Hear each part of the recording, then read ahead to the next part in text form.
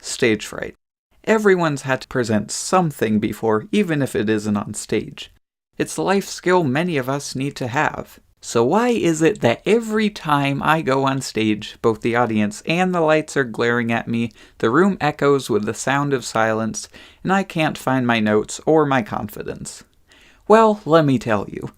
See, after being part of a certain school club that involved reading poetry in front of high schoolers who couldn't care less, I figured it out. So that's what today's life lesson is all about. The key to beating stage fright. In 9th grade, I was somewhat pressured by my mom into joining Poetry Out Loud, a national poetry recitation competition. You pick a pack of poems and memorize them, so that you can recite them on stage in front of the judges. Sure, it may sound boring, but this is exactly the kind of stuff that makes a college admissions board hyperventilate. So I joined the club. Now, the first thing I should say about it was that it was super peaceful. The walls were bookshelves, and the tea smelled so good it would have made Uncle Iroh jealous. I could feel the poetry radiating through my skin.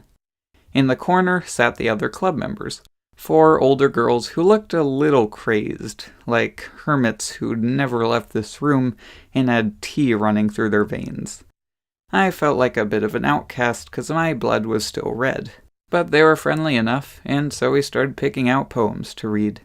Soon enough, those club meetings became a nice way to relax after a long school day of factoring polynomials. We'd read poetry and practice our perfect pronunciation, but unfortunately, the competition was coming up, and I had one particularly aggravating issue when presenting. What the heck are you supposed to look at while you're presenting? If you stare at the audience, they'll feel creeped out. If you just stare at the wall or the floor, you look bored with what you're doing. And if you try switching between the two, you break the audience's focus on your poem. So what did I do? I just closed my eyes while I was reciting. It was oddly calming. So far, this was my solution. Ignore the audience. But as I would come to learn, that wouldn't work so well. Soon the day the competition was upon us. Now, I didn't join for the competition, I joined for the drinks. So this wasn't exactly my cup of tea.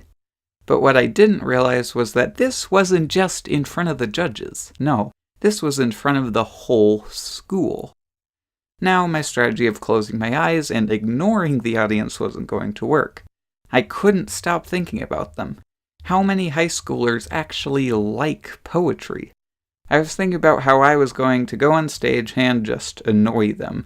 How they all would like it better if I just left right now, one less act to sit through. Stage fright had set in. My name was called, I walked out on stage, closed my eyes, and took a deep breath. But no words came out. I couldn't remember a thing. I had practiced, but all I could see was the lights and the audience glaring at me. The silence echoed around the room for several agonizing seconds. Finally, the words came, and I recited the poem. But it was too late. I had failed. Not only had these people been unwillingly brought here to watch poetry, but it wasn't even a good performance. Needless to say, one of the girls won instead. I had enjoyed my time with the club, but it was time to leave the group of weird, tea-obsessed girls. I had failed the performance. I had not conquered stage fright. Now I understand.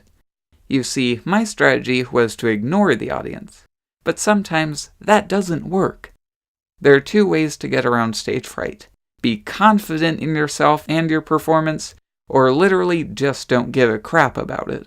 If you don't care about and just ignore the audience, their insults mean nothing. They just go shoop in one ear and out the other. You don't care. Hashtag nothing matters, we're all gonna die anyways. But that's cheap. That's for edgelord poets who only read The Raven. No, the real way to conquer stage fright and put on a stellar performance is confidence. And that will only come with practice. Read your poem.